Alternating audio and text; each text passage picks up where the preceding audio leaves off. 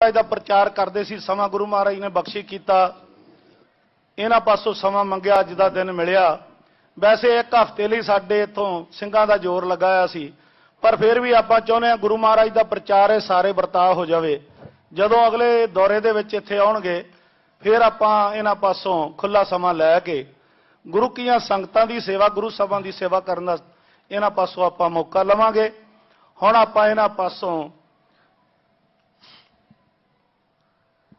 कोई पौने घंटे वास्ते जो कथा विचार सरवण करने हैं, समा तो बहुता इन्हों देना चाहते सी कि कुछ ना कुछ ग्रहण किया जाए, क्योंकि समय की किल्लत का कारण करके आप ये जो सारा कुछ कर रहे हैं उन्होंने पासों जो गुरु महाराज का उपदेश है बचन बला सरवण करिए। वाहिगुरू जी का खालसा, वाहिगुरू जी की फतेह। श्री वाहिगुरू जी। एक ओंकार सतनाम करता पुरख निर्भौ निर्वैर अकाल मूरत अजूनी सैभं गुर प्रसाद। जप आद सच जुगाद सच है भी सच नानक होसी भी सच।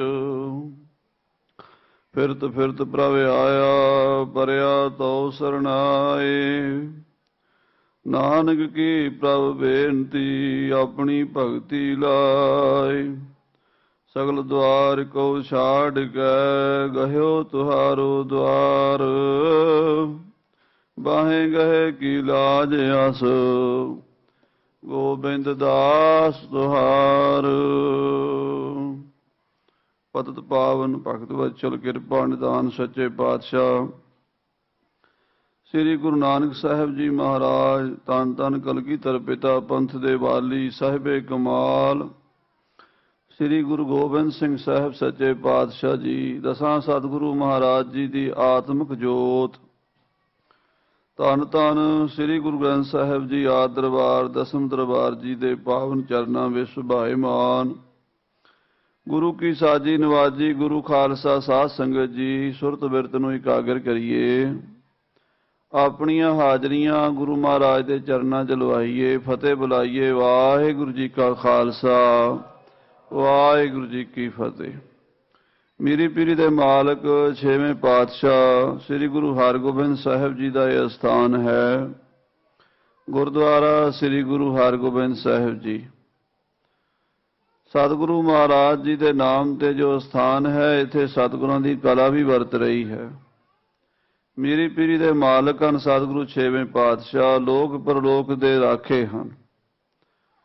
और साध संगत जी गुरु हरगोबिंद साहब जी के बाबत भाई साहब भाई गुरदास जी बचन लिखे। पंज प्याले पंज पीर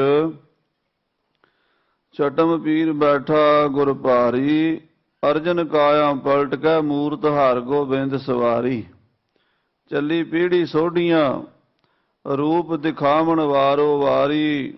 दल भंजन गुर सूरमा बड़ जोधा बहु परोपकारी। छेवें पातशाह महाराज की हस्ती बारे महान पुरुषों ने अपने अपने विचार दिते। समय समय एक विचार मैनू याद आया, मैं बेनती करनी चाहांगा। धन गुरु हरगोबिंद साहब जी के बाबत साईं मियाँ मीर जी ने भी कुछ कहा। कहते हैं लाहौर दे विच एक पिंड है मुजंगा, उत्थे छेवीं पातशाही का गुरुद्वारा अज भी मौजूद है। सतगुरु महाराज लाहौर जदों भी जाते सन, मुजंगा खुले स्थान ते अपनी छाउनी लाते सन। घोड़े फौजां गुरु साहब कोल बेअंत हुंदियां सन। शहर तो बाहर वार डेरा करते सन। ते सतगुरु जी जदों लाहौर बिराजे हुए सन मुजंगा पिंड दे विच,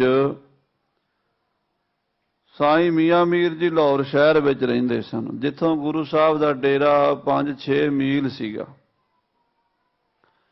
5-6 मील जाना दर्शन करने औखे सन। बिरध हो चुके सन साईं मियाँ मीर जी, पर जी करदा रहिंदा सी चल के दर्शन करिए।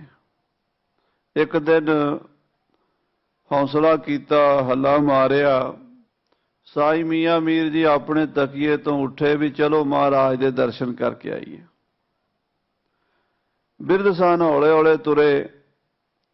ਅਜੇ ਇੱਕ ਅੱਧਾ ਮੀਲ ਹੀ ਘਰੋਂ ਬਾਹਰ ਗਏ ਕਿ ਸਾਹਮਣੇ ਸੱਚੇ ਪਾਤਸ਼ਾਹ ਘੋੜੇ ਤੇ ਚੜੇ ਆ ਰਹੇ ਆ, ਸ੍ਰੀ ਗੁਰੂ ਹਰਗੋਬਿੰਦ ਸਾਹਿਬ ਜੀ।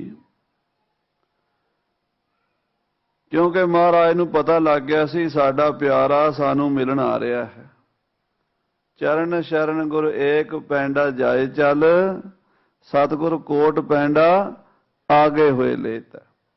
5-6 ਮੀਲ ਮਹਾਰਾਜ ਆ ਗਏ ਘੋੜੇ ਤੇ ਚੜ੍ਹ ਕੇ ਸਾਈਂ ਮੀਆਂ ਮੀਰ ਜੀ ਨੂੰ ਦਰਸ਼ਨ ਦੇਣ ਵਾਸਤੇ। ਸਾਈਂ ਜੀ ਨੇ ਸਾਹਮਣੇ ਸਤਿਗੁਰਾਂ ਨੂੰ ਵੇਖਿਆ ਤੇ ਰੋਮ ਰੋਮ ਖਿੜ ਗਿਆ। ਗੁਰੂ ਹਰਗੋਬਿੰਦ ਸਾਹਿਬ ਘੋੜੇ ਤੋਂ ਉਤਰਨ ਲੱਗੇ ਤੇ ਸਾਈਂ ਜੀ ਨੇ ਜਾ ਕੇ ਰਕਾਬ ਫੜ ਲਈ। ਨਹੀਂ ਮਹਾਰਾਜ, ਤੁਸੀਂ ਘੋੜੇ ਤੋਂ ਥੱਲੇ ਨਾ ਉਤਰੋ। ਰਕਾਬ ਜਿਹਦੇ ਚ ਮਹਾਰਾਜ ਨੇ ਪੈਰ ਰੱਖੇ ਸਨ, ਚਰਨ ਰੱਖੇ ਸਨ, ਆਪਣਾ ਮੱਥਾ ਚਰਨਾਂ ਤੇ ਰੱਖ ਕੇ ਅੱਖਾਂ ਦੇ ਹੰਝੂਆਂ ਨਾਲ ਮੀਰੀ ਪੀਰੀ ਦੇ ਮਾਲਕ ਦੇ ਚਰਨ ਧੋ ਦਿੱਤੇ।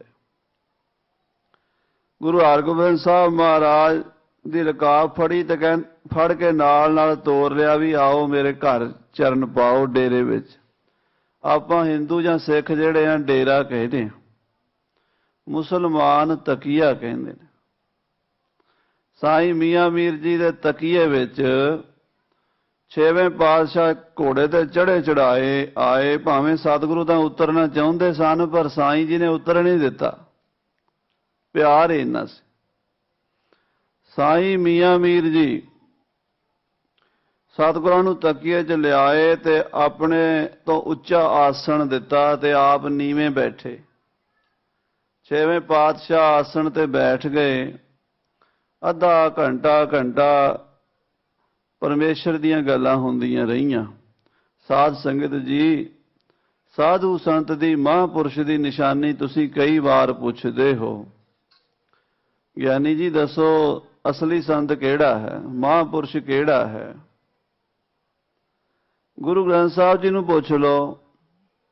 ਸਤਿਗੁਰੂ ਕਹਿੰਦੇ ਨਿਸ਼ਾਨੀ ਸਾਧ ਕੀ ਜਿਸ ਭੇਟਤ ਧਰੀਐ, ਆਖੋ ਸਤਿਨਾਮ ਸ੍ਰੀ ਵਾਹਿਗੁਰੂ। ਸਾਧੂ ਦੀ ਇਹ ਨਿਸ਼ਾਨੀ ਹੈ, ਉਹਨੂੰ ਮਿਲਣ ਵੇਲੇ ਪ੍ਰਮਾਤਮਾ ਯਾਦ ਆਏਗਾ। ਖਾਲਸੇ ਦੀ ਵੀ ਇਹ ਨਿਸ਼ਾਨੀ ਹੈ। ਸਿੰਘ ਮਿਲਦੇ ਆਪਸ 'ਚ ਕੀ ਕਹਿੰਦੇ ਨੇ? ਵਾਹਿਗੁਰੂ ਜੀ ਕਾ ਖਾਲਸਾ, ਵਾਹਿਗੁਰੂ ਜੀ ਕੀ ਫਤਿਹ। ਅਗਲਾ ਵੀ ਜਵਾਬ ਦਿੰਦਾ ਵਾਹਿਗੁਰੂ ਜੀ ਕਾ ਖਾਲਸਾ, ਵਾਹਿਗੁਰੂ ਜੀ ਕੀ ਫਤਿਹ। 4 ਵਾਰੀ ਵਾਹਿਗੁਰੂ ਦਾ ਉਚਾਰਨ ਹੋ ਜਾਂਦਾ।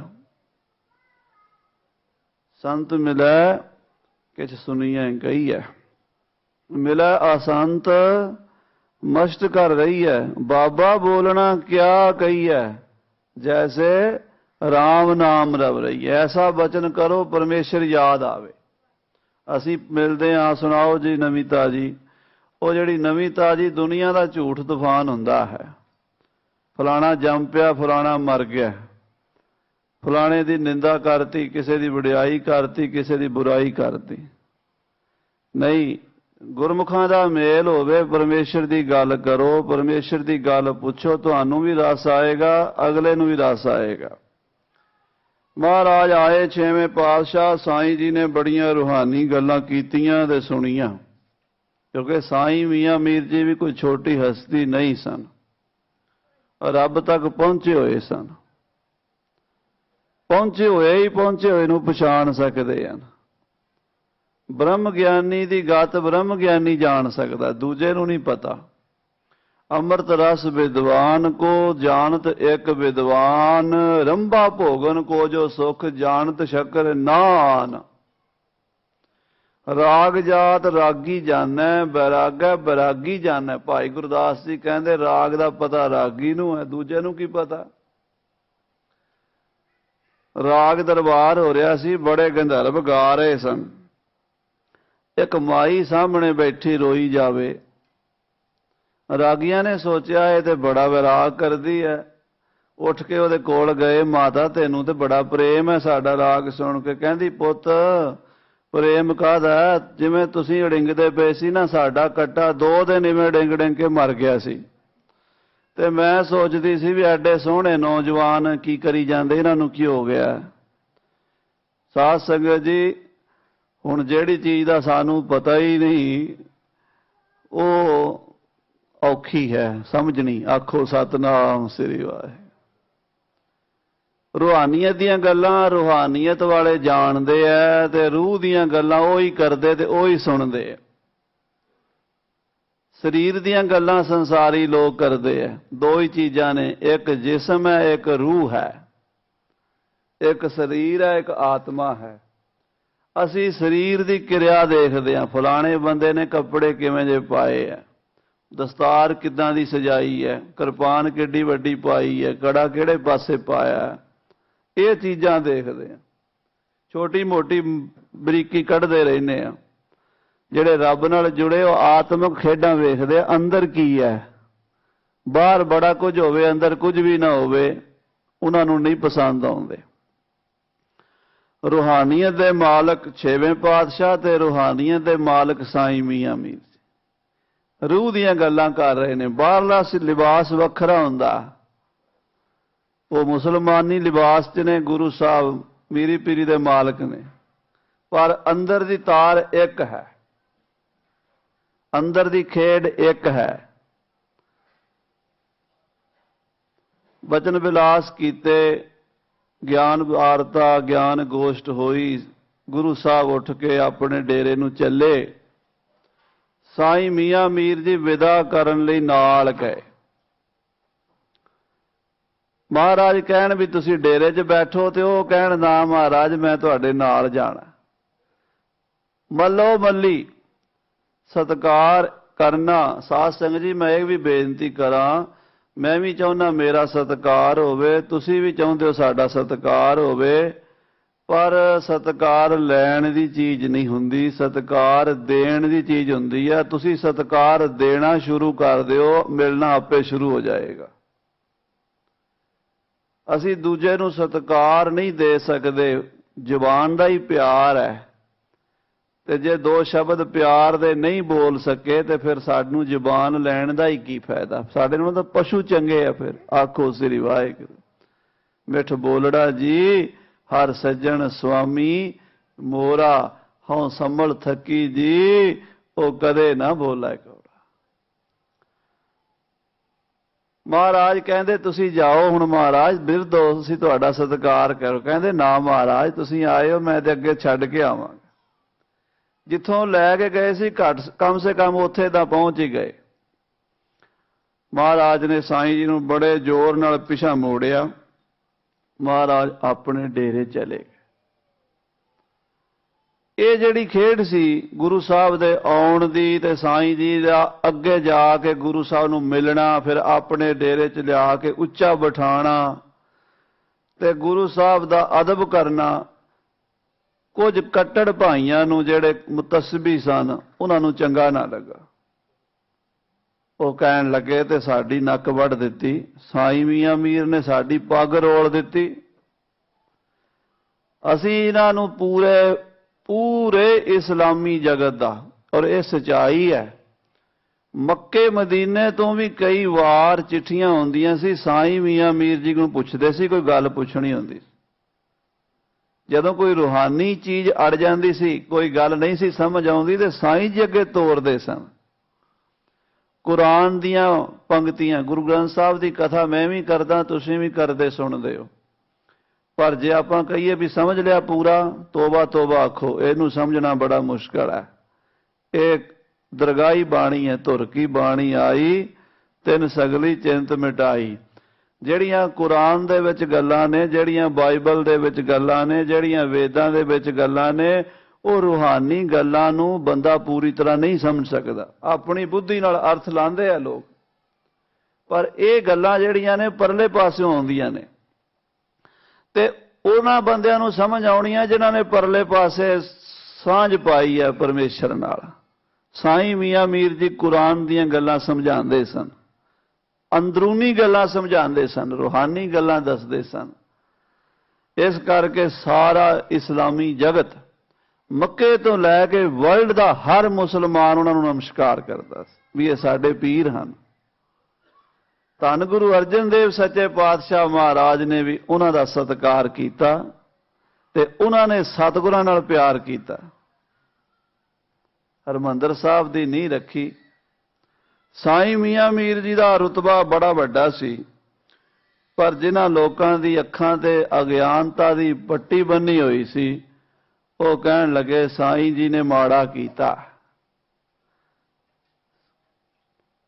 ਅਸੀਂ ਇਹਨਾਂ ਨੂੰ ਪੀਰ ਮੰਨਦੇ ਹਾਂ ਤੇ ਇਹ ਹਿੰਦੂਆਂ ਦੇ ਪੀਰ ਦੇ ਚਰਨਾਂ ਦੇ ਸਿਰ ਧਰ ਧਰ ਕੇ ਮੱਥੇ ਟੇਕਦੇ ਨੇ, ਉਹਨਾਂ ਨੂੰ ਅੱਗੋਂ ਦੀ ਲੈਣ ਜਾਂਦੇ ਨੇ, ਆਪਣੇ ਤੋਂ ਉੱਚੀ ਥਾਂ ਤੇ ਬਹਾਉਂਦੇ ਨੇ, ਆਪ ਥੱਲੇ ਬਹਿੰਦੇ ਨੇ, ਫਿਰ ਉਹਨਾਂ ਨੂੰ ਛੱਡਣ ਜਾਂਦੇ ਨੇ। ਇਹ ਗੱਲ ਬੜੀ ਮਾੜੀ ਹੋਈ ਹੈ। ਸਾਈਂ ਜੀ ਨੇ ਸਾਡੀ ਨੱਕ ਵੱਢ ਦਿੱਤੀ, ਸਾਡੀ ਪੱਗ ਰੋਲ ਦਿੱਤੀ। ਕਿਉਂਕਿ ਸਾਧ ਸੰਗਤ ਜੀ, ਭਾਵੇਂ ਆਪਾਂ ਮੁਸਲਮਾਨ ਆ, ਭਾਵੇਂ ਆਪਾਂ ਸਿੱਖ ਆ, ਭਾਵੇਂ ਆਪਾਂ ਹਿੰਦੂ ਆ ਤੇ ਭਾਵੇਂ ਆਪਾਂ ਈਸਾਈ ਆ, ਹਉਮੈ ਦਾ ਰੋਗ ਆਪਾਂ ਸਾਰਿਆਂ ਨੂੰ ਸਾਂਝਾ ਹੀ ਲੱਗਾ ਹੋਇਆ। ਇਹ ਨਹੀਂ ਵੀ ਕਾਮ ਜਿਹੜਾ ਹੈ ਜਾਂ ਕ੍ਰੋਧ ਹੈ ਜਾਂ ਲੋਭ ਹੈ ਇੱਕ ਕਮਿਊਨਿਟੀ 'ਚ ਹੋਣਾ, ਸਾਰੀਆਂ 'ਚ ਹੀ ਹੈ, ਹਰ ਇਨਸਾਨ 'ਚ ਹੈ। ਹੰਕਾਰ ਵੀ ਹਰ ਇਨਸਾਨ 'ਚ ਹੈ। ਤੇ ਮੈਂ ਇਹ ਵੀ ਕਹਿ ਰਿਹਾ ਕਿ ਗੁਰੂ ਗ੍ਰੰਥ ਸਾਹਿਬ ਦੀ ਬਾਣੀ ਇਕੱਲੀ ਸਿੱਖਾਂ ਦਾ ਇਲਾਜ ਨਹੀਂ ਕਰਦੀ, ਸਾਰੀ ਦੁਨੀਆ ਦਾ ਰੋਗ ਕੱਟਦੀ ਹੈ। ਇਹ ਵੀ ਸਾਰੇ ਵਰਲਡ ਦਾ ਸਾਂਝਾ ਗੁਰੂ ਹੈ। ਆਖੋ ਸਤਿਨਾਮ ਸ੍ਰੀ ਵਾਹਿਗੁਰੂ। ਉਹ ਜਿਹੜੇ ਮੁਤਸਬੀ ਲੋਕ ਸਨ, ਇਹਨਾਂ ਸੋਚਾਂ 'ਚ ਪੈ ਗਏ ਵੀ ਸਾਈਂ ਮੀਆਂ ਮੀਰ ਮੁਸਲਮਾਨ ਹੋ ਕੇ ਹਿੰਦੂਆਂ ਦੇ ਪੀਰ ਅੱਗੇ ਕਿਉਂ ਸਿਰ ਝੁਕਾਏ। ਉਹਨਾਂ ਮੁਤਸਬੀ ਲੋਕਾਂ ਨੇ ਆਪ ਤੇ ਸਾਈਂ ਜੀ ਕੋਲੋਂ ਪੁੱਛਣ ਦੀ ਜ਼ਰੂਰਤ ਨਹੀਂ ਸੀ, ਬਾਦਸ਼ਾਹ ਦੇ ਕੰਨ ਜਾ ਭਰੇ। ਜਹਾਂਗੀਰ ਦੀ ਮੌਤ ਹੋ ਚੁੱਕੀ ਸੀ ਤੇ ਸ਼ਾਹਜਹਾਨ ਨਵਾਂ ਬਾਦਸ਼ਾਹ ਬਣਿਆ ਸੀ। ਦਿੱਲੀ ਤੋਂ ਚੱਲ ਕੇ ਉਹ ਲਾਹੌਰ ਆਇਆ ਹੋਇਆ ਸੀ। 6-6 ਮਹੀਨੇ ਬਾਦਸ਼ਾਹ ਲਾਹੌਰ ਠਹਿਰਦੇ ਹੁੰਦੇ ਸੀ, ਕਿਉਂਕਿ ਲਾਹੌਰ ਵੀ ਜਿਹੜੀ ਉੱਤਰੀ ਭਾਰਤ ਦੀ ਸਭ ਤੋਂ ਵੱਡੀ ਰਾਜਧਾਨੀ ਸੀ। ਬਾਦਸ਼ਾਹ ਜਦੋਂ ਲਾਹੌਰ ਹੁੰਦਾ ਸੀ ਤੇ ਉਹ ਸਾਈਂ ਮੀਆਂ ਮੀਰ ਜੀ ਨੂੰ ਹਰ ਜੁਮੇ ਦੀ ਨਮਾਜ਼ ਤੋਂ ਬਾਅਦ ਮੱਥਾ ਟੇਕਣ ਜਾਂਦਾ ਸੀ, ਭਾਵੇਂ ਕੋਈ ਬਾਦਸ਼ਾਹ ਹੋਵੇ। ਅਕਬਰ ਵੀ ਜਾਂਦਾ ਰਿਹਾ, ਫਿਰ ਜਹਾਂਗੀਰ ਜਾਂਦਾ ਰਿਹਾ, ਫਿਰ ਸ਼ਾਹਜਹਾਨ ਦਾ ਟਾਈਮ ਆ ਗਿਆ। ਸ਼ਾਹਜਹਾਨ ਦੇ ਕੰਨਾਂ 'ਚ ਗੱਲ ਪਾਈ ਗਈ ਕਿ ਤੁਸੀਂ ਜਦੋਂ ਜੁਮੇ ਦੀ ਨਮਾਜ਼ ਤੋਂ ਬਾਅਦ ਜਾਓਗੇ ਨਾ ਤੇ ਉੱਥੇ ਸ੍ਰੀ ਗੁਰੂ ਹਰਗੋਬਿੰਦ ਸਾਹਿਬ ਜੀ ਬਾਰੇ ਪੁੱਛਿਆ ਜੇ ਵੀ ਸਾਈਂ ਜੀ ਤੁਸੀਂ ਉਹਨਾਂ ਨੂੰ ਅੱਗੋਂ ਦੀ ਲੈਣ ਕਿਉਂ ਗਏ, ਸਾਈਂ ਜੀ ਤੁਸੀਂ ਉਹਨਾਂ ਨੂੰ ਆਪਣੇ ਤੋਂ ਉੱਚਿਆਂ ਕਿਉਂ ਬਿਠਾਇਆ, ਸਾਈਂ ਜੀ ਤੁਸੀਂ ਗੁਰੂ ਹਰਗੋਬਿੰਦ ਸਾਹਿਬ ਦੇ ਅੱਗੇ ਮੱਥਾ ਕਿਉਂ ਟੇਕਿਆ। ਇਹ ਗੱਲਾਂ ਪੁੱਛਣੀਆਂ ਨੇ, ਜ਼ਰੂਰ ਪੁੱਛਣੀਆਂ ਨੇ। ਇਹੋ ਜਿਹੇ ਕੰਨ ਬਾਦਸ਼ਾਹ ਦੇ ਭਰੇ ਕੱਟੜ ਬੰਦਿਆਂ ਨੇ। ਮੈਂ ਇੱਕ ਇਹ ਵੀ ਬੇਨਤੀ ਕਰਨੀ ਚਾਹੁੰਦਾ ਕਿ ਸਾਧ ਸੰਗਤ ਜੀ, ਕੱਟੜਤਾ ਤੇ ਦ੍ਰਿੜਤਾ 'ਚ ਫਰਕ ਹੁੰਦਾ ਜੇ। ਕੱਟੜਤਾ ਅਗਿਆਨੀ ਬੰਦੇ ਕਰਦੇ ਆ ਤੇ ਦ੍ਰਿੜਤਾ ਧਰਮੀ ਬੰਦੇ ਕਰਦੇ ਆ, ਸਿਦਕ ਨਿਭਾ ਜਾਂਦੇ ਆ। ਔਰ ਇਹ ਵੀ ਗੱਲ ਯਾਦ ਰੱਖਣਾ, ਕੱਟੜ ਬੰਦੇ ਧਰਮ ਦਾ ਹਮੇਸ਼ਾ ਨੁਕਸਾਨ ਕਰਦੇ ਆ। ਉਹ ਵਧਣ ਨਹੀਂ ਦਿੰਦੇ ਧਰਮ ਨੂੰ, ਉਹ ਸੀਮਤ ਕਰ ਦਿੰਦੇ ਆ, ਸੌੜਾ ਕਰ ਦਿੰਦੇ ਆ। ਤੇ ਵਿਸ਼ਾਲ ਖੁੱਲੇ ਦਿਲਾਂ ਵਾਲੇ, ਖੁੱਲੇ ਵਿਚਾਰਾਂ ਵਾਲੇ ਹੀ ਆਪਣੇ ਧਰਮ ਦਾ, ਆਪਣੇ ਸਮਾਜ ਦਾ ਵਾਧਾ ਕਰਦੇ ਆ, ਪਰ ਰਾਖੀ ਧਰਮ ਦੀ ਦ੍ਰਿੜਤਾ ਵਾਲੇ ਕਰਦੇ ਆ, ਪ੍ਰਚਾਰ ਖੁੱਲੇ ਵਿਚਾਰਾਂ ਵਾਲੇ ਕਰਦੇ ਆ। ਤੇ ਜਦੋਂ ਰਾਖੀ ਕਰਨ ਦੀ ਵਾਰੀ ਆਉਂਦੀ ਹੈ, ਉਦੋਂ ਦ੍ਰਿੜਤਾ ਵਾਲੇ ਛਾਤੀ ਢਾਹ ਕੇ ਖਲੋ ਜਾਂਦੇ ਆ, ਭਾਵੇਂ ਖੋਪਰੀ ਲੈ ਜਾਵੇ ਤੇ ਭਾਵੇਂ ਆਰੇ ਨਾਲ ਤਨ ਚੀਰਿਆ ਜਾਵੇ। ਅਸੀਂ ਇਸੇ ਗੱਲ ਦਾ ਸੁਮੇਲ ਨਹੀਂ ਕਰ ਸਕੇ ਵੀ ਦ੍ਰਿੜਤਾ ਕੀ ਹੁੰਦੀ ਹੈ ਤੇ ਕੱਟੜਤਾ ਕੀ ਹੁੰਦੀ ਹੈ ਤੇ ਵਿਸ਼ਾਲਤਾ ਕਿੱਥੇ ਰੱਖਣੀ ਚਾਹੀਦੀ ਹੈ। ਇਹਨਾਂ ਗੱਲਾਂ ਨੂੰ ਨਹੀਂ ਵਿਚਾਰਿਆ। ਅੱਜ ਤਾਂ ਹੀ ਸਾਰੇ ਪਾਸੇ ਆਪਸ ਦੀ ਡਾਂਗ ਸੋਟਾ ਖੜਕਦਾ ਰਹਿੰਦਾ, ਕਿੰਤੂ ਪਰੰਤੂ ਹੁੰਦੇ ਰਹਿੰਦੇ ਆ।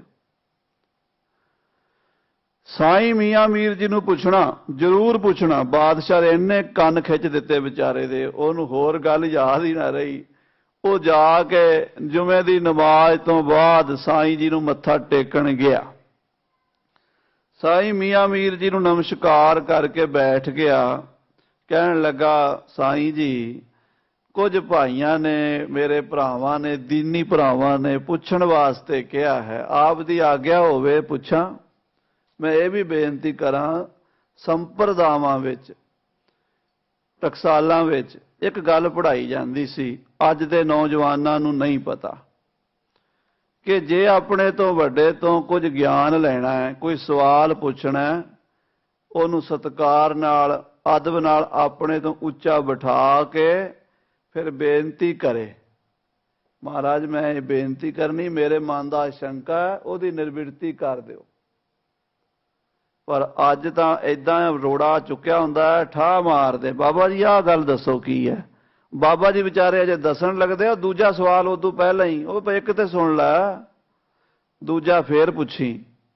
ਪੁੱਛਣ ਦਾ ਵੀ ਤਰੀਕਾ ਨਹੀਂ ਰਹਿ ਗਿਆ। ਆਖੋ ਸਤਨਾਮ ਸ੍ਰੀ ਵਾਹਿਗੁਰੂ। ਵੱਡਿਆਂ ਕੋਲੋਂ ਪੁੱਛਣਾ। ਬਾਦਸ਼ਾਹ ਨੇ ਬੜੇ ਅਦਬ ਨਾਲ ਮੱਥਾ ਟੇਕਿਆ। ਅਕਸਰ ਬਾਦਸ਼ਾਹ ਸੀ, ਪੜ੍ਹਿਆ ਲਿਖਿਆ ਸੀ। ਕਹਿਣ ਲੱਗਾ, ਸਾਈਂ ਜੀ ਜੇ ਆਗਿਆ ਹੋਵੇ ਇੱਕ ਗੱਲ ਪੁੱਛਣੀ ਚਾਹੁੰਦਾ। ਮੈਂ ਪੁੱਛੋ, ਕੀ ਪੁੱਛਣਾ ਚਾਹੁੰਦੇ ਹੋ? ਸਾਈਂ ਜੀ ਜਾਣਦੇ ਸੀ ਅੱਜ ਇਸ ਹਫ਼ਤੇ ਕੀ ਹੋਇਆ ਤੇ ਇਹਨਾਂ ਨੇ ਕੀ ਪੁੱਛਣਾ, ਪੁੱਛੋ। ਬਾਦਸ਼ਾਹ ਕਹਿਣ ਲੱਗਾ, ਮੈਨੂੰ ਪਤਾ ਲੱਗਾ ਹਿੰਦੂਆਂ ਦੇ ਪੀਰ, ਉਸ ਵੇਲੇ ਸਤਿਗੁਰੂ ਗਰੀਬ ਨਵਾਜ ਜੀ ਨੂੰ ਜਿਹੜੇ ਮੁਸਲਮਾਨ ਸਨ ਹਿੰਦੂਆਂ ਦਾ ਪੀਰ ਕਹਿੰਦੇ ਸਨ। ਕਿਉਂ ਕਹਿੰਦੇ ਸਨ? ਕਿ ਹਿੰਦੁਸਤਾਨ ਦਾ ਹਰ ਹਿੰਦੂ ਸਤਿਗੁਰਾਂ ਦਾ ਸਤਿਕਾਰ ਕਰਦਾ ਸੀ ਤੇ ਮੁਸਲਮਾਨ ਵੀ ਸਤਿਕਾਰ ਕਰਦੇ ਸੀ। ਆਖੋ ਸਤਨਾਮ ਸ੍ਰੀ ਵਾਹਿਗੁਰੂ। ਨਾਨਕ ਸ਼ਾਹ ਫਕੀਰ ਹਿੰਦੂ ਕਾ ਗੁਰੂ, ਮੁਸਲਮਾਨ ਕਾ ਪੀਰ। ਮਹਾਰਾਜ ਹਿੰਦੂਆਂ ਦੇ ਗੁਰੂ, ਮੁਸਲਮਾਨਾਂ ਦੇ ਪੀਰ ਨੇ, ਸਾਂਝੇ ਨੇ। ਸੱਚੇ ਪਾਤਸ਼ਾਹ ਜੀ ਬਾਰੇ ਹਿੰਦੂਆਂ ਦਾ ਪੀਰ ਸ਼ਬਦ ਬਹੁਤਾ ਆਇਆ, ਸੂਰਜ ਪ੍ਰਕਾਸ਼ ਵਿੱਚ ਵੀ ਆਇਆ, ਜਿਹੜਾ ਮੁਸਲਮਾਨ ਬੋਲਦੇ ਸਨ। ਮੇਰੇ ਨਾਲ ਇੱਕ ਸਿੰਘ ਕਥਾ ਵਿੱਚ ਹੀ ਲੜ ਪਿਆ ਸੂਰਜ ਪ੍ਰਕਾਸ਼ ਦੀ, ਕਹਿੰਦਾ ਤੁਸੀਂ ਹਿੰਦੂਆਂ ਦਾ ਗੁਰੂ ਕਿਉਂ ਕਹਿੰਦੇ ਹੋ, ਤੇ ਸਿੱਖਾਂ ਦਾ ਸੀਗਾ। ਮੈਂ ਕਿਹਾ ਸ਼ੁਕਰ ਹੈ ਵੀ ਉਹ ਤੁਹਾਡੇ ਤੋਂ ਪਹਿਲਾਂ ਹੋ ਗਿਆ 400 ਸਾਲ, ਜੇ ਅੱਜ ਹੁੰਦਾ ਤੇ ਤੁਸੀਂ ਨਹੀਂ ਸੀ ਉਹਨੂੰ ਬੋਲਣ ਦੇਣਾ। ਕਿਉਂ? ਬਹੁਤੇ ਡਾਂਗ ਸੋਟਾ ਚੁੱਕੀ ਫਿਰਦੇ ਆ ਵੀ ਸਾਡਾ ਹੀ ਹੈ। ਪਰ ਗੁਰੂ ਗ੍ਰੰਥ ਸਾਹਿਬ ਨੂੰ ਪੁੱਛੋ, ਸਤਿਗੁਰੂ ਕਹਿੰਦੇ ਆਪਨ ਬਾਪੈ ਨਾਹੀ ਕਿਸੀ ਕੋ। ਰੱਬ ਕਿਸੇ ਦੇ ਪਿਓ ਦੀ ਪ੍ਰਾਪਰਟੀ ਨਹੀਂ ਹੈ। ਆਪਨ ਬਾਪੈ ਨਾਹੀ ਕਿਸੀ ਕੋ, ਭਾਵਨ ਕੋ ਹਰ ਰਾਜਾ। ਉਹ ਤੇ ਭਾਵਨਾ ਦਾ ਭੁੱਖਾ ਹੈ, ਭਾਵਨਾ ਨਾਲ ਉਹਨੂੰ ਭਾਵੇਂ ਹਿੰਦੂ ਯਾਦ ਕਰੇ ਭਾਵੇਂ ਮੁਸਲਮਾਨ ਕਰੇ। ਕਹਿਣ ਲੱਗਾ, ਹਿੰਦੂਆਂ ਦੇ ਵੀਰ ਤੁਹਾਡੇ ਕੋਲ ਆਏ ਸੀ ਤੇ ਤੁਸੀਂ ਉਹਨਾਂ ਨੂੰ ਅੱਗੋਂ ਦੀ ਲੈਣ ਗਏ।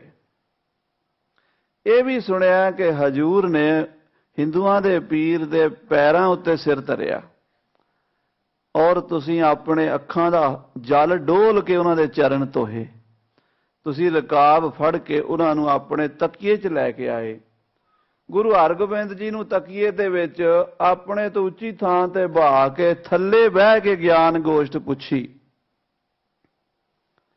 ਸਾਈਂ ਜੀ ਤੁਸੀਂ ਮੁਸਲਮਾਨਾਂ ਵਿੱਚ ਸਭ ਤੋਂ ਸਤਿਕਾਰਯੋਗ ਹਸਤੀ ਹੋ, ਪੂਜਣੇ ਯੋਗ ਹੋ, ਤੇ ਤੁਸੀਂ ਐਡਾ ਵੱਡਾ ਰੁਤਬਾ ਪ੍ਰਾਪਤ ਕਰਕੇ ਇੱਕ ਛੋਟੀ ਉਮਰ ਦੇ, ਕਿਉਂਕਿ ਗੁਰੂ ਹਰਗੋਬਿੰਦ ਸਾਹਿਬ ਜੀ ਦੀ ਆਯੂ ਸਾਈਂ ਮੀਆਂ ਮੀਰ ਜੀ ਨਾਲੋਂ ਚੌਥਾ ਹਿੱਸਾ ਵੀ ਨਹੀਂ ਸੀ।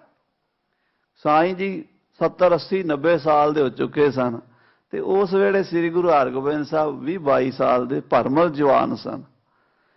ਇੱਕ ਛੋਟੀ ਅਵਸਥਾ ਦੇ ਗੁਰੂ ਨੂੰ ਇੰਨਾ ਸਤਿਕਾਰ ਉਹ ਵੀ ਦੂਜੀ ਕੌਮ ਦੇ ਕਿਉਂ ਦਿੱਤਾ ਹੈ? ਸਾਈਂ ਕਹਿਣ ਲੱਗੇ, ਬਾਦਸ਼ਾਹ ਤੂੰ ਸਵਾਲ ਪੁੱਛਿਆ ਹੈ, ਜਵਾਬ ਦੇਣਾ ਮੇਰਾ ਕੰਮ ਹੈ। ਕੋਈ ਪ੍ਰਸ਼ਨ ਕਰੇ, ਪ੍ਰਸ਼ਨ ਕਰਨ ਵਾਲੇ ਬਹੁਤ ਮਿਲਦੇ ਆ, ਜਵਾਬ ਦੇਣ ਵਾਲਾ ਘੱਟ ਮਿਲੇਗਾ। ਵਿਦਵਾਨਾਂ ਨੇ ਲਿਖਿਆ, ਪ੍ਰਸ਼ਨੀ ਅਰਥੀ ਜਗਤ ਮੈਂ ਸੁਲਭ ਅਗਾਰ। ਅਗਾਰ, ਅਗਾਰ ਮੈਨੇ ਘਰ, ਘਰ ਘਰ ਤੁਹਾਨੂੰ ਸਵਾਲ ਕਰਨ ਵਾਲਾ ਤੇ ਮੰਗਣ ਵਾਲਾ ਮਿਲ ਜਾਏਗਾ। ਹੋਰ ਨਹੀਂ ਤਾਂ ਟਾਈਮ ਹੀ ਪੁੱਛ ਲੈਣਗੇ, ਭਾਈ ਸਾਹਿਬ ਟਾਈਮ ਦੱਸਿਆ ਜੇ ਕੀ ਹੋਇਆ, ਭਾਈ ਸਾਹਿਬ ਆ ਰਸਤਾ ਦੱਸਿਆ ਮੈਂ ਫਲਾਣੇ ਪਾਸੇ ਜਾਣਾ। ਪੁੱਛਣ ਵਾਲੇ ਥਾਂ ਥਾਂ ਤੇ ਮਿਲਣਗੇ ਤੇ ਮੰਗਣ ਵਾਲੇ ਵੀ ਥਾਂ ਥਾਂ ਤੇ ਮਿਲਣਗੇ। ਅਗਲੀ ਪੰਕਤੀ ਪੜੋ, ਦਾਤਾ ਉੱਤਰਵੰਤ ਦੁਆ ਦੁਰਲਭ ਹੈ ਸੰਸਾਰ। ਦਾਨ ਦੇਣ ਵਾਲਾ ਹਰ ਗਲੀ 'ਚ ਨਹੀਂ ਮਿਲਦਾ ਤੇ ਜਵਾਬ ਦੇਣ ਵਾਲਾ ਵੀ ਹਰ ਗਲੀ 'ਚ ਨਹੀਂ ਮਿਲਦਾ। ਆਖੋ ਸਤਨਾਮ ਸ੍ਰੀ ਵਾਹਿਗੁਰੂ। ਤੂੰ ਸਵਾਲ ਕੀਤਾ, ਮੈਂ ਜਵਾਬ ਦੇਣਾ, ਪਰ ਇੱਕ ਗੱਲ ਹੈ, ਬਾਦਸ਼ਾਹ ਨੂੰ ਸਾਈਂ ਜੀ ਕਹਿੰਦੇ ਆ, ਬਾਦਸ਼ਾਹ ਮੇਰਾ ਜਵਾਬ ਤੇਰੀ ਸਮਝ ਆਵੇ ਜਾਂ ਨਾ ਆਵੇ ਮੈਂ ਕੋਈ ਗਰੰਟੀ ਨਹੀਂ ਲੈਂਦਾ। ਕਾਰਨ ਕੀ ਹੁੰਦਾ? कि जवाब सवाल असी कर बैठे हाँ MA दी पद्धर दा, अपनी पद्धर हुंदी है नर्सरी KG दी। सवाल लैके फिरदे हाँ MA BA MA PhD दी पद्धर दा, ते अपनी पद्धर हुंदी है समझण दी अजे nursery ABC A for apple ही हुंदा, इन्ना ही हुंदा। वो भी नहीं कईयां नूं पता, कहना ऊड़ा ऊंठ, कहना ना ऊड़ा बोता ही कहांगा, कर लो की करोगे हो जे दा, मैं ना मानू। महाराज कहते आप गए औरन हूं खोवें, आग लगाए मंदिर में सोवें। वो परमेश्वर की बाणी ते ही किंतु करी जाते हैं। ये गुरु साहब ने किवें रच दिता, इदां किवें हो गया, गुरु साहब इदां किवें लिख सकते हैं। बड़े मगरमच्छ दे हंझू ही वहाण लग जाते, मेरे सतगुरु इदां लिख ही नहीं सकते। पर हुण गुरु साहब ने सर्टिफिकेट लैना सी तुहाडे तों भी लिखीए कि ना लिखीए। अजे उस पद्धर दे बनते जाओ, चलो तो सही, फिर पता लगेगा भी कलगीधर पातशाह की विद्या कितनी उच्ची सी और किहड़े लैवल ते गल कर रहे ने, असीं कित्थे खड़े हैं। साईं जी कहन लगे, देख बादशाह मैं जवाब देंगा, हो सकता है तेरी समझ आ जाए, हो सकता ना आवे, क्योंकि जवाब जिहड़ा है वो तेरे सवाल के मुताबिक है, समझ तेरी अवस्था दी है। साईं जी कहन लगे, देख इस दुनिया विच जिहड़े रब दे बंदे है, रब दे आशिक ने, वो रब दी भगती करते ने। जदों कोई काम हुंदा है वो रब दा दरवाजा खड़कांदे ने, रब दे बूहे ते जांदे ने। उथे अकाल पुरख दा दरबार है, जै झिलमिल कार दिसंता ते अनहद शब्द वजंता। सचखंड वसै निरंकार, कर कर वेखै नदर लिया। सूख महल जाके ऊंच दुआरे, ता मैं वसै भगत प्यारे। उस बेगमपुरे की गल, वो सचखंड की गल गुरबाणी च आही है। ते जदों उन्हां महापुरुषां नूं रब नाल कोई काम पैंदा, वो रब दे दरबार च जाके दरवाजा खड़कांदे ने। नूरो नूर अकाल पुरख दा दरबार है, करोड़ां सूरजां दी उत्थे रोशनी है। कोट सूर जांकै प्रगाश, करोड़ां सूरज चढ़दे ने उत्थे। गगन में थाल रब चंद दीपक बने, तारका मंडल जनक मोती। आखो श्री वाहिगुरू। साध संगत जी, अज असी इस शब्द नूं लैके इत्थे डांग छोटा होई जांदे आ भी आ नहीं करना जी, आ नहीं करना जी, आ नहीं करना जी, फुल नहीं चढ़ाने जी, दीवा नहीं बालना जी, ये नहीं करना। खैर वखरी गल है, कल नूं कहणगे भी पौण चवरो करे, हवाई चौर करती, गुरु ग्रंथ साहब को चौर रखण दी की लोड़ है। गल ये होया ही नहीं जिहड़ी असीं लड़ी जाने हैं। जिहड़ी आरती गुरु ग्रंथ साहब च है वो विराट रूप दी है, उस स्थान दी है। जिहड़ी असीं इत्थे करदे हां वो गुरु दा पूजन है, श्री गुरु ग्रंथ साहब दा। आखो सतनाम श्री वाहिगुरू। असीं एवें ही लड़ी जाने हैं, गल है ही नहीं, बहाने लभदे हां लड़ाई दे।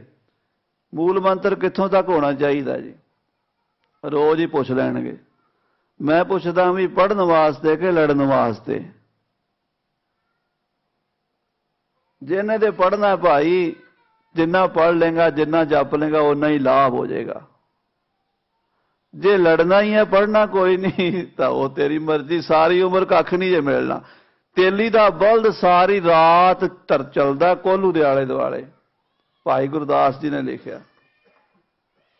सवेरे उहदियां अखां दे उत्ते रात दे खोपे चाड़े हुंदे आ, उहनूं दिसदा कोई नहीं। जदों अखां खोली दियां ने उत्थे ही खड़ा हुंदा।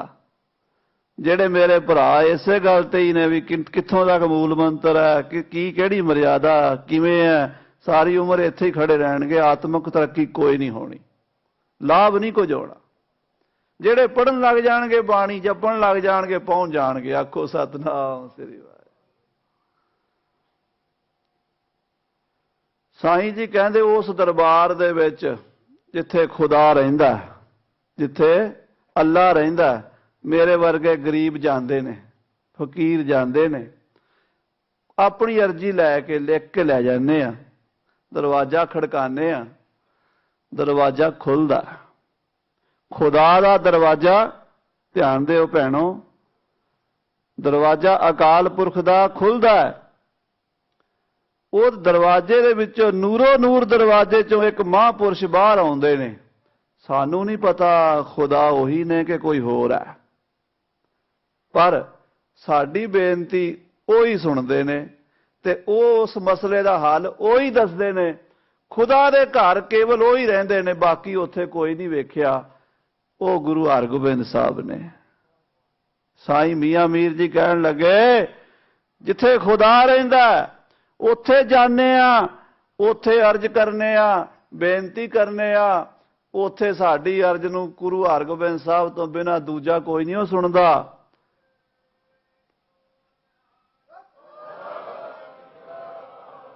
ਉਸ ਪਾਤਸ਼ਾਹ ਮੀਰੀ ਪੀਰੀ ਦੇ ਮਾਲਕ ਦੀ ਇਹ ਵਡਿਆਈ ਸਾਈਂ ਮੀਆਂ ਮੀਰ ਜੀ ਨੇ ਕੀਤੀ। ਗੁਰਪ੍ਰਤਾਪ ਸੂਰਜ ਵਿੱਚ ਭਾਈ ਸੰਤੋਖ ਸਿੰਘ ਨੇ ਪ੍ਰਸੰਗ ਲਿਖਿਆ। ਸਾਧ ਸੰਗਤ ਜੀ, ਐਸੇ ਪਾਤਸ਼ਾਹ ਦਾ ਇਹ ਗੁਰਦੁਆਰਾ ਤੁਸੀਂ ਬਣਾਇਆ ਹੈ, ਗੁਰੂ ਹਰਗੋਬਿੰਦ ਸਾਹਿਬ। ਇੱਥੇ ਸਤਿਗੁਰਾਂ ਦੀ ਕਿਰਪਾ ਹੈ, ਸੰਪਰਦਾਇ ਨਾਲ ਪ੍ਰੇਮ ਕਰਨ ਵਾਲੇ ਗੁਰਮੁਖ ਬੈਠੇ ਹਨ। ਸੰਪਰਦਾਇ ਦਾ ਕਈ ਭਰਾ ਅਰਥ ਬੜਾ ਉਲਟਾ ਜਿਹਾ ਲੈਣ ਲੱਗ ਪਏ ਅੱਜ ਕੱਲ੍ਹ। ਉਹ ਕਹਿੰਦੇ ਸੰਪਰਦਾਇ ਦਾ ਮਤਲਬ ਫਿਰਕਾ ਹੁੰਦਾ, ਧੜਾ ਹੁੰਦਾ, ਜਥੇਬੰਦੀ ਹੁੰਦੀ ਹੈ। ਪਰ ਨਹੀਂ, ਐਸਾ ਬਿਲਕੁਲ ਕੁਝ ਵੀ ਨਹੀਂ ਹੈ।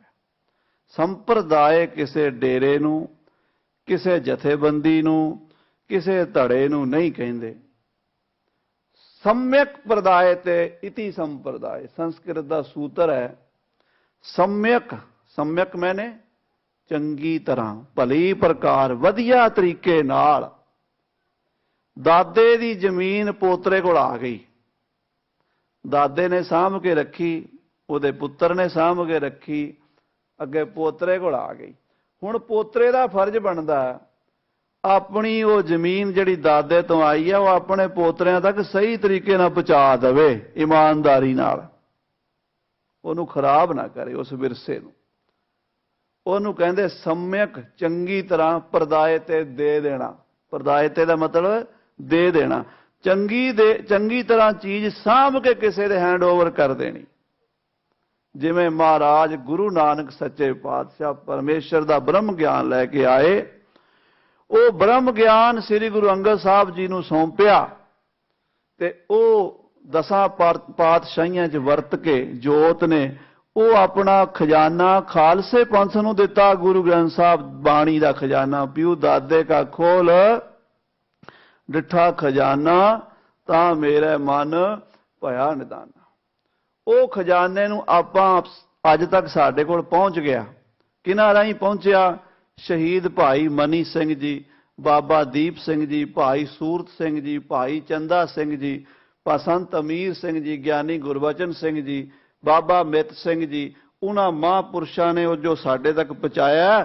ਹੁਣ ਸਾਡਾ ਫਰਜ਼ ਹੈ ਅਸੀਂ ਆਪਣੇ ਪੁੱਤਰ ਪੋਤਰਿਆਂ ਨੂੰ ਉਹ ਖਜ਼ਾਨਾ ਉਸੇ ਤਰ੍ਹਾਂ ਹੀ ਸਾਂਭ ਕੇ ਦੇ ਦਈਏ, ਉਹਦੇ 'ਚ ਅਮਾਨਤ ਵਿੱਚ ਖਿਆਨਤ ਨਾ ਕਰੀਏ, ਕੋਈ ਲਗ ਮਾਤਰ ਅੱਖਰ ਵਾਧਾ ਘਾਟਾ ਨਾ ਕਰੀਏ। ਇਹ ਬਾਣੀ ਗੁਰੂ ਦੀ ਨਹੀਂ, ਇਹ ਗੁਰੂ ਦੀ ਹੈ। ਇਦਾਂ ਦੇ ਟੀਕੇ ਨਾ ਲਾਈਏ। ਜੋ ਭਾਈ ਮਨੀ ਸਿੰਘ, ਬਾਬਾ ਦੀਪ ਸਿੰਘ ਜੀ ਵਰਗੇ ਮਹਾਂਪੁਰਸ਼ਾਂ ਨੂੰ ਮਿਲਿਆ, ਉਹਨਾਂ ਨੇ ਜਿਉਂ ਕਾ ਤਿਉਂ ਸਾਂਭ ਕੇ ਸਾਡੇ ਤੱਕ ਪਹੁੰਚਾਇਆ ਤੇ ਅਸੀਂ ਉਹਨੂੰ ਆਪਣੇ ਅੱਗੇ ਪੁੱਤਰ ਪੋਤਰਿਆਂ ਤੱਕ ਪਹੁੰਚਾਵਾਂਗੇ। ਇਹਨੂੰ ਕਹਿੰਦੇ ਸੰਪਰਦਾਇ। ਇਹ ਹੈ ਸੰਪਰਦਾਈ ਮਰਿਆਦਾ।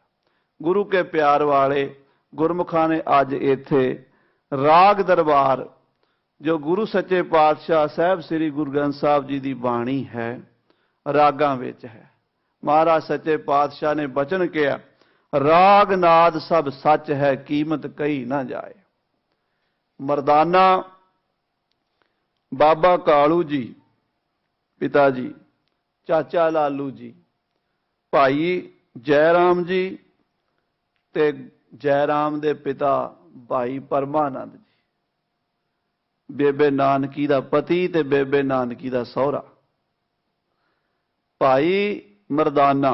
ਇਹ 5-6 ਜਣੇ ਗਏ ਪੱਖੋ ਕੇ ਰੰਧਾਵਿਆਂ ਦੇ ਵਿੱਚ ਜਾ ਕੇ ਬਾਬੇ ਮੂਲ ਚੰਦ ਖੱਤਰੀ ਦੀ ਬੇਟੀ ਮਾਤਾ ਸੁਲੱਖਣੀ ਨਾਲ ਰਿਸ਼ਤਾ ਪੱਕਾ ਕਰਕੇ ਆਏ ਗੁਰੂ ਨਾਨਕ ਸਾਹਿਬ ਦਾ। ਰਿਸ਼ਤਾ ਪੱਕਾ ਕਰਕੇ ਪੱਖੋਗੇ ਰੰਧਾਵਿਆਂ ਤੋਂ ਜੋਤ ਤੁਰੇ ਫਿਰ ਸੁਲਤਾਨਪੁਰ ਸਾਹਿਬ ਆ ਗਏ, ਕਿਉਂਕਿ ਮਹਾਰਾਜ ਸੁਲਤਾਨਪੁਰੇ ਮੋਦੀ ਖਾਨਾ ਚਲਾ ਰਹੇ ਸਨ, 13 ਤੋਲ ਰਹੇ ਸਨ। ਬੇਬੇ ਨਾਨਕੀ ਦਾ ਉੱਥੇ ਘਰ ਸੀ, ਭਾਈ ਜੈ ਰਾਮ ਜੀ ਉੱਥੇ ਰਹਿੰਦੇ ਸਨ। ਭਾਈਏ ਜੈ ਰਾਮ ਦੇ ਘਰ ਸਾਰਾ ਪਰਿਵਾਰ, ਸਾਰੇ ਰਿਸ਼ਤੇਦਾਰ ਆ ਗਏ। ਬੇਬੇ ਨਾਨਕੀ ਨੂੰ ਬੜਾ ਚਾਹ ਚੜਿਆ, ਮੇਰੇ ਵੀਰ ਦਾ ਰਿਸ਼ਤਾ ਕਰਕੇ ਆਏ। ਮੰਜੇ ਡਾਹ ਦਿੱਤੇ, ਪੀੜੇ ਡਾਹ ਦਿੱਤੇ। ਬੇਬੇ ਦੁੱਧ ਗਰਮ ਕਰਨ ਲੱਗ ਪਈ, ਲੱਸੀ ਪਿਆਈ। ਉਦੋਂ ਚਾਹ ਤੇ ਹੁੰਦੀ ਨਹੀਂ ਸੀ, ਦੁੱਧ ਲੱਸੀ ਛਕਾਉਂਦੇ ਸਨ। ਦੁੱਧ ਲੱਸੀ ਛਕਾ ਰਹੇ ਨੇ, ਸੇਵਾ ਕਰ ਰਹੇ, ਤੇ ਮਰਦਾਨਾ ਕੁਝ ਛਕੇ ਛਕਾਏ ਤੋਂ ਬਿਨਾਂ ਹੀ ਫਟਾਫਟ ਜੋੜਾ ਪਾਇਆ ਤੇ ਖਿਸਕ ਗਿਆ। ਬੇਬੇ ਨਾਨਕੀ ਆਵਾਜ਼ਾਂ ਮਾਰਦੀ ਰਹਿ ਗਈ, ਮਰਦਾਨਿਆ ਲੱਸੀ ਤੇ ਪੀ ਜਾ, ਦੁੱਧ ਤੇ ਪੀ ਲੈ। ਬੇਬੇ ਜੀ ਮੈਂ ਆਉਣਾ, ਇਹ ਕਹਿ ਕੇ ਨਿਕਲ ਗਿਆ। ਜਾ ਕੇ ਗੁਰੂ ਨਾਨਕ ਸਾਹਿਬ ਸੱਚੇ ਪਾਤਸ਼ਾਹ ਨੂੰ ਕਹਿੰਦਾ, ਜਜਮਾਨ ਵਧਾਈ ਹੋਵੇ। ਮਹਾਰਾਜ ਕਹਿੰਦੇ, ਆ ਮਰਦਾਨਿਆ ਤੈਨੂੰ ਵੀ ਵਧਾਈ ਹੋਵੇ। ਪਤਾ ਸੀ ਮਹਾਰਾਜ ਨੂੰ ਰਿਸ਼ਤਾ ਕਰਕੇ ਆਇਆ। ਕਹਿੰਦਾ ਸੁੱਕੀਆਂ ਵਧਾਈਆਂ ਦਿਓਗੇ ਕਿ ਮੂੰਹ ਮਿੱਠਾ ਵੀ ਕਰਾਓਗੇ? ਮਹਾਰਾਜ ਕਹਿੰਦੇ 32 ਦੰਦਾਂ ਤੋਂ ਜੋ ਮੰਗੇ ਉਹ ਹਾਜ਼ਰ ਕਰ ਦਈਏ। ਪਰ ਮਰਦਾਨਿਆ ਸਾਨੂੰ ਪਤਾ ਵੀ ਤੂੰ ਮੰਗ ਨਹੀਂ ਸਕਦਾ ਬਹੁਤਾ ਕੁਝ। ਤੂੰ ਮੰਗੇਗਾ 150 ਰੁਪਈਆ ਮੰਗੇਗਾ, ਤੂੰ ਮੰਗੇਗਾ 1-2 ਸੂਟ ਕੱਪੜੇ ਮੰਗ ਲੇਗਾ, 2-4 ਸਿਰ ਆਟਾ ਮੰਗ ਲੇਗਾ।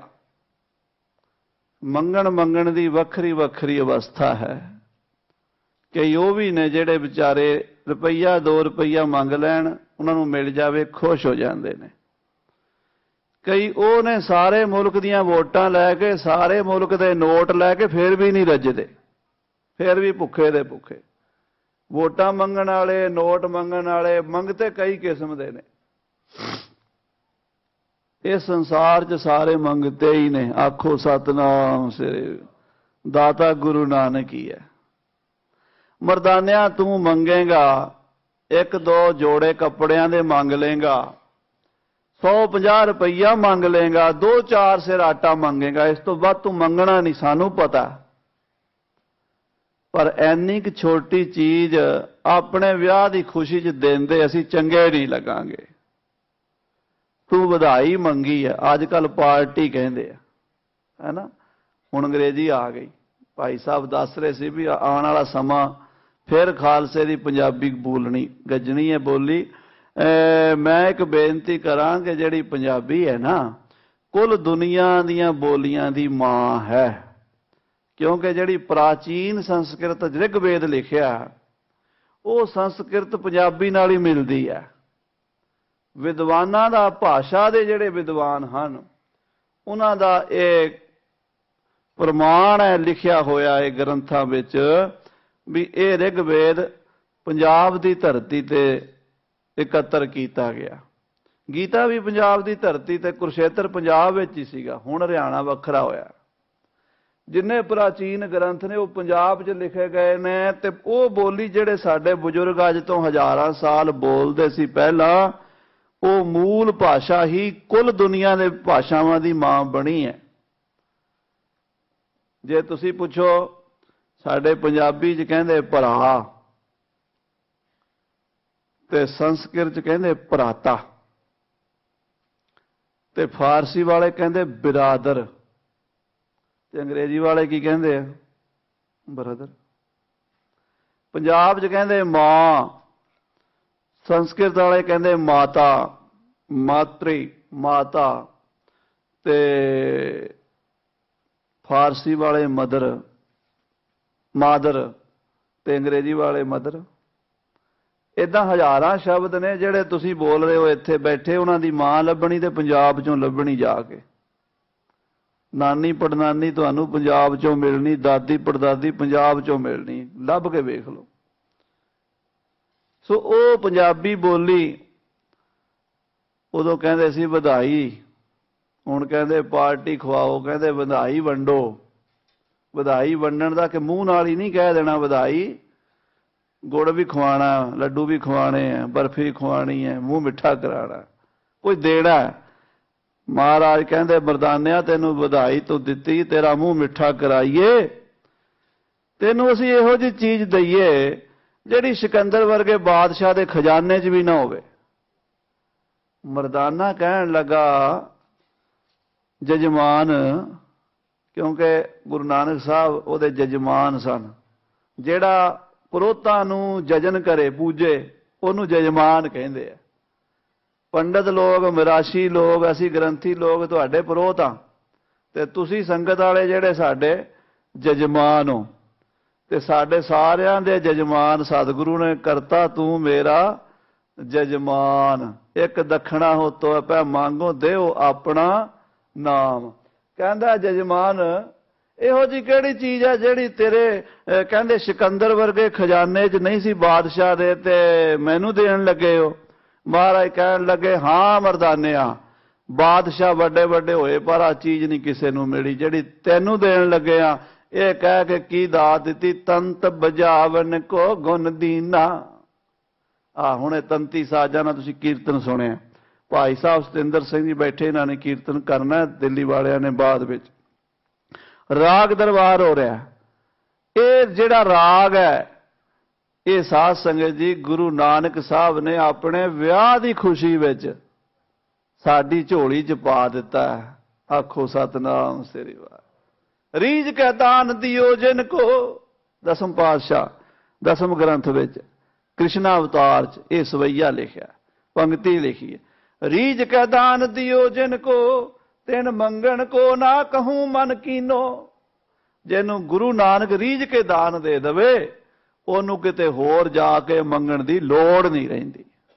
ਮਰਦਾਨਿਆ ਤੇਰੇ ਤੇ ਕਿਰਪਾ ਹੋਈ ਹੈ, ਇਹ ਕੀਰਤਨ ਦੀ ਦਾਤ ਤੈਨੂੰ ਦਿੱਤੀ ਹੈ। ਦੁਨੀਆ ਦੇ ਬਾਦਸ਼ਾਹਾਂ ਨੂੰ ਨਹੀਂ ਮਿਲੀ, ਰਾਜਿਆਂ ਮਹਾਰਾਜਿਆਂ ਨੂੰ ਨਹੀਂ ਮਿਲੀ, ਚੱਕਰਵਰਤੀ ਸਮਰਾਟਾਂ ਨੂੰ ਨਹੀਂ ਮਿਲੀ, ਪਰ ਤੇਰੇ ਖਜ਼ਾਨੇ 'ਚ ਰਹੇਗੀ। ਵੰਡੀ ਜਾਈ ਸੰਸਾਰ ਨੂੰ, ਭਲੋ ਭਲੋ ਰੇ ਕੀਰਤਨੀਆਂ। ਰਾਮ ਰਮਾ ਰਾਮਾ ਗੁਣ ਗਾਓ, ਛੋੜ ਮਾਇਆ ਕੇ ਧੰਦ ਸਵਾਓ।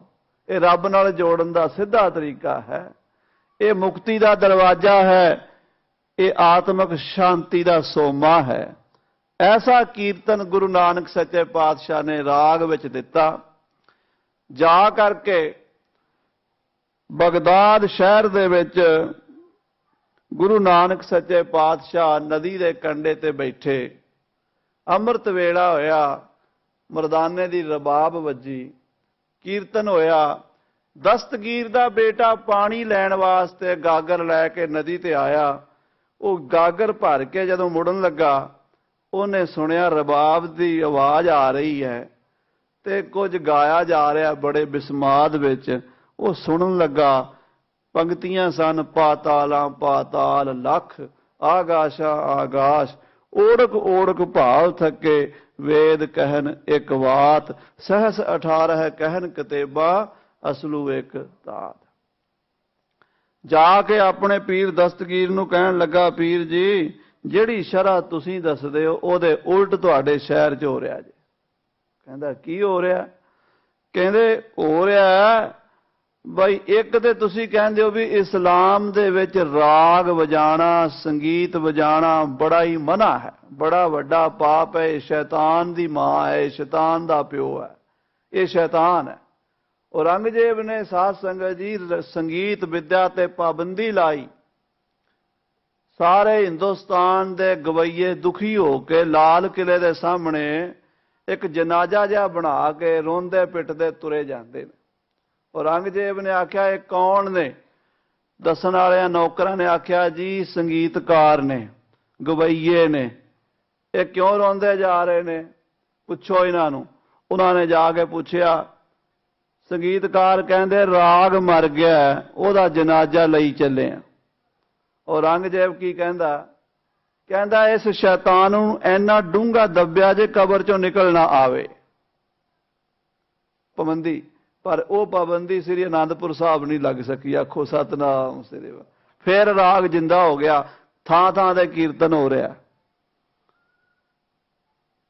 ਉਸ ਦਸਤਗੀਰ ਨੂੰ ਕਿਹਾ ਚੇਲੇ ਨੇ, ਜਿਹੜਾ ਤੁਸੀਂ ਕਹਿੰਦੇ ਹੋ ਰਾਗ ਹਰਾਮ ਹੈ, ਤੁਹਾਡੇ ਸ਼ਹਿਰ 'ਚ ਗਾਇਆ ਜਾ ਰਿਹਾ ਹੈ। ਜਿਹੜਾ ਕਹਿੰਦੇ ਹੋ 7 ਆਕਾਸ਼ ਤੇ 7 ਪਤਾਲ ਨੇ, ਇੱਥੇ ਲੱਖਾਂ ਕਹੇ ਜਾ ਰਹੇ ਨੇ। ਦਸਤਗੀਰ ਕਹਿਣ ਲੱਗਾ ਜਿਹੜਾ ਕਾਫਰ ਇਹ ਕਹਿ ਰਿਹਾ ਉਹਨੂੰ ਪੱਥਰ ਮਾਰ ਕੇ ਸੰਗੇ ਸਾਰ ਕਰ ਦਿਓ। ਸੰਗੇ ਸਾਰ ਮੈਨੇ ਪੱਥਰ ਨਾਲ ਮਾਰ ਕੇ ਖਤਮ ਕਰ ਦਿਓ। ਮਾੜੇ ਕੰਮ ਨੂੰ ਦੁਨੀਆ ਛੇਤੀ ਲਾ ਕਰਕੇ ਪੈ ਜਾਂਦੀ ਹੈ, ਚੰਗਾ ਕੰਮ ਸੋਚਾਂ 'ਚ ਪੈ ਜਾਂਦੇ। ਸਾਰੇ ਸ਼ਹਿਰ ਦੇ ਲੋਕ ਪੱਥਰ ਲੈ ਕੇ ਤੁਰ ਪਏ।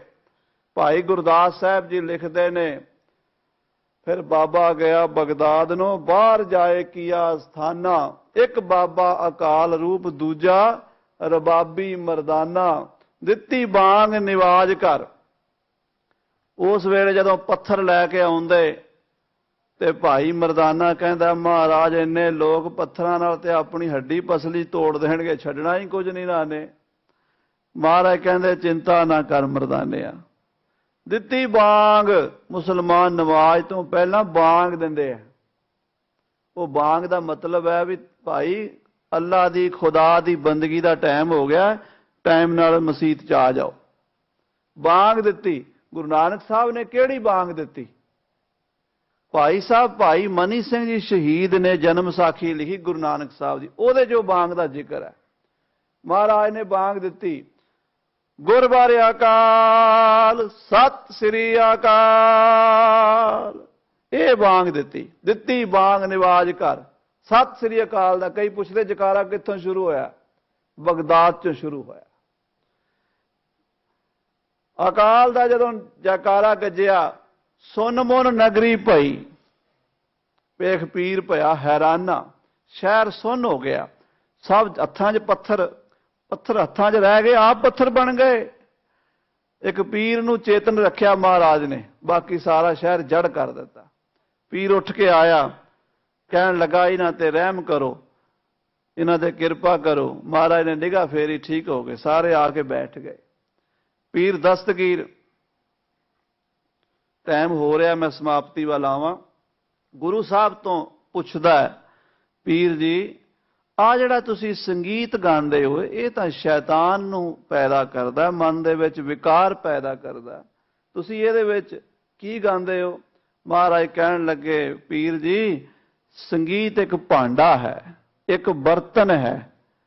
ਭਾਂਡੇ ਦਾ ਇਸਤੇਮਾਲ ਕਰਨਾ, ਉਹਦੀ ਵਰਤੋਂ ਕਰਨੀ, ਭਾਂਡੇ ਦੇ ਵਰਤੋਂ ਵਾਲੇ ਦੀ ਮਰਜ਼ੀ ਆ, ਉਹਦੇ 'ਚ ਜ਼ਹਿਰ ਪਾ ਦੇਵੇ, ਉਸ ਭਾਂਡੇ 'ਚ ਦੁੱਧ ਪਾ ਦੇਵੇ, ਅੰਮ੍ਰਿਤ ਪਾ ਦੇਵੇ, ਸ਼ਰਾਬ ਪਾ ਦੇਵੇ, ਭਾਂਡੇ ਦਾ ਕਸੂਰ ਤਾਂ ਕੋਈ ਨਹੀਂ। ਸੰਗੀਤ ਦੇ ਭਾਂਡੇ 'ਚ ਜੇ ਤੁਸੀਂ ਗੰਦੇ ਗਾਣੇ ਗਾਓਗੇ ਤੇ ਜ਼ਹਿਰ ਬਣੇਗਾ, ਜੇ ਸੰਗੀਤ ਦੇ ਭਾਂਡੇ 'ਚ ਪ੍ਰਭੂ ਦੀ ਸਿਫਤ ਪਾਓਗੇ ਤੇ ਅੰਮ੍ਰਿਤ ਬਣੇਗਾ। ਧੰਨ ਗੁਰੂ ਨਾਨਕ ਸੱਚੇ ਪਾਤਸ਼ਾਹ ਨੇ ਸਾਧ ਸੰਗਤ ਜੀ ਸੰਗੀਤ ਨੂੰ, ਰਾਗ ਨੂੰ ਇੰਨਾ ਮਹੱਤਵ ਦਿੱਤਾ। ਰਾਗ ਨਾਦ ਸਭ ਸੱਚ ਹੈ, ਕੀਮਤ ਕਹੀ ਨਾ ਜਾਏ, ਰਾਗੈ ਨਾਦੈ ਬਾਹਰਾ, ਇਨੀ ਹੁਕਮ ਨਾ ਬੁੱਝਿਆ ਜਾਏ। ਮਹਾਰਾਜ ਸੱਚੇ ਪਾਤਸ਼ਾਹ ਨੇ ਸਾਨੂੰ ਬੜੀ ਵੱਡੀ ਦਾਤ ਦਿੱਤੀ ਹੋਈ ਹੈ। ਇਸ ਵਿਸ਼ੇ ਤੇ ਕਈ ਘੰਟੇ ਬੋਲਿਆ ਜਾ ਸਕਦਾ ਹੈ, ਵਿਚਾਰਿਆ ਜਾ ਸਕਦਾ ਹੈ, ਪਰ ਅੱਜ ਸਾਡੇ ਕੋਲ ਮਹਾਨ ਰਾਗੀ ਸਿੰਘ, ਗੁਰੂ ਕੇ ਕੀਰਤਨੀਏ, ਜਿਨ੍ਹਾਂ ਨੂੰ ਮਹਾਰਾਜ ਨੇ ਭਲੋਰੇ ਕੀਰਤਨੀਆਂ ਦਾ ਖਿਤਾਬ ਬਾਣੀ ਰਾਹੀਂ ਦਿੱਤਾ ਹੈ, ਉਹ ਕੀਰਤਨ ਕਰਨ ਆਏ ਨੇ। ਉਹਨਾਂ ਤੋਂ ਵੀ ਆਪਾਂ ਸਾਧ ਸੰਗਤ ਜੀ ਲਾਭ ਪ੍ਰਾਪਤ ਕਰੀਏ। ਕਲਗੀਧਰ ਪਾਤਸ਼ਾਹ ਦੀ ਬਾਣੀ ਦਾ, ਸ੍ਰੀ ਗੁਰੂ ਗ੍ਰੰਥ ਸਾਹਿਬ ਜੀ ਦੀ ਬਾਣੀ ਦਾ ਇਹ ਕੀਰਤਨ ਕਰਦੇ ਨੇ, ਬਹੁਤ ਹੀ ਰਸ ਭਿੰਨਾ। ਗੁਰੂ ਸਾਹਿਬ ਦੀ ਕਿਰਪਾ ਹੈ, ਜਿਨ੍ਹਾਂ ਤੇ ਕਿਰਪਾ ਹੁੰਦੀ ਉਹਨਾਂ ਨੂੰ ਕੀਰਤਨ ਦੀਆਂ ਦਾਤਾਂ ਦਰਗਾਹ ਹੀ ਮਿਲ ਜਾਂਦੀਆਂ ਨੇ। ਕਈ ਸਿੱਖਦੇ ਰਹਿੰਦੇ ਤਾਂ ਵੀ ਨਹੀਂ ਆਉਂਦਾ, ਤੇ ਕਈਆਂ ਨੂੰ ਸੱਚੇ ਪਾਤਸ਼ਾਹ ਮਿਹਰ ਦੀ ਨਿਗਾਹ ਨਾਲ ਹੀ ਦੇ ਦਿੰਦੇ ਆ। ਸੋ ਇਹਨਾਂ ਦੀ ਕਈ ਜਨਮਾਂ ਦੀ ਤਪੱਸਿਆ ਹੁੰਦੀ ਹੈ, ਜਿਹੜੇ ਗੁਰੂ ਕੀ ਬਾਣੀ ਦਾ ਕੀਰਤਨ ਕਰਦੇ ਨੇ। ਆਪਾਂ ਕੀਰਤਨ ਸਰਵਣ ਕਰਨਾ। ਕਾਲਯੁਗ ਮੈਂ ਕੀਰਤਨ ਪ੍ਰਧਾਨਾ, ਗੁਰਮੁਖ ਜਪੀਐ ਲਾਏ ਧਿਆਨਾ। ਗੁਰਦੁਆਰਾ ਪ੍ਰਬੰਧਕ ਕਮੇਟੀ ਸ੍ਰੀ ਗੁਰੂ ਹਰਗੋਬਿੰਦ ਸਾਹਿਬ ਜੀ ਦੇ ਅਸਥਾਨ ਦੇ ਜਿੰਨੇ ਵੀ ਪਿਆਰ ਵਾਲੇ ਪ੍ਰਬੰਧਕ ਸਾਹਿਬਾਨ ਹਨ, ਇੱਥੋਂ ਦੇ ਗ੍ਰੰਥੀ ਸਿੰਘ ਸਾਹਿਬਾਨ ਹਨ, ਸਾਰਿਆਂ ਨੇ ਬੜਾ ਪਿਆਰ ਕੀਤਾ ਹੈ। ਔਰ ਗੁਰੂ ਸਾਹਿਬ ਦੇ ਹੁਕਮ ਵਿੱਚ ਅੱਜ ਜਿੰਨਾ ਕਿ ਸਮਾਂ ਹਾਜ਼ਰੀ ਭਰੀ ਗਈ ਹੈ ਪ੍ਰਵਾਨ ਕਰਨੀ। ਫਿਰ ਕਦੀ ਮਹਾਰਾਜ ਮਿਹਰ ਕਰਨਗੇ ਸੰਗਤਾਂ ਦੇ ਚਰਨ ਪਰਸਾਂਗੇ। ਗੁਰਦੁਆਰਾ ਬਾਬਾ ਸੰਘ ਜੀ ਵਿਖੇ ਵੀ ਸ੍ਰੀ ਜਾਪ ਸਾਹਿਬ ਜੀ ਦੇ ਅਰਥ ਸਰਵਣ ਕਰਨ ਦਾ ਫੁਰਨਾ ਸਿੰਘਾਂ ਦਾ ਬਣ ਰਿਹਾ ਹੈ। ਉਹ ਵੀ ਕੁਝ ਦਿਨਾਂ ਦੇ ਅੰਦਰ ਅੰਦਰ ਵਿਚਾਰਿਆ ਜਾਵੇਗਾ। ਹਫ਼ਤੇ ਦੇ ਅੰਦਰ ਅੰਦਰ ਕੱਲ ਤੋਂ ਉੱਥੇ ਕਥਾ ਸ਼ੁਰੂ ਹੋਣੀ ਹੈ। ਭਾਈ ਮਾਨ ਸਿੰਘ ਜੀ ਹੋਰ ਗੁਰਮੁਖ ਪਿਆਰੇ ਇੱਥੋਂ ਦੇ ਉਹ ਸਾਰਾ ਪ੍ਰਬੰਧ ਆਰਗੇਨਾਈਜ਼ ਕਰ ਰਹੇ, ਉਹਨਾਂ ਨਾਲ ਤੁਸੀਂ ਸੰਪਰਕ ਬਣਾ ਲੈਣਾ। ਭੁੱਲਾਂ ਚੁੱਕਾਂ ਦੀ ਖਿਮਾ। ਫਤਿਹ ਬੁਲਾਓ। ਵਾਹਿਗੁਰੂ ਜੀ ਕਾ ਖਾਲਸਾ, ਵਾਹਿਗੁਰੂ ਜੀ ਕੀ ਫਤਿਹ।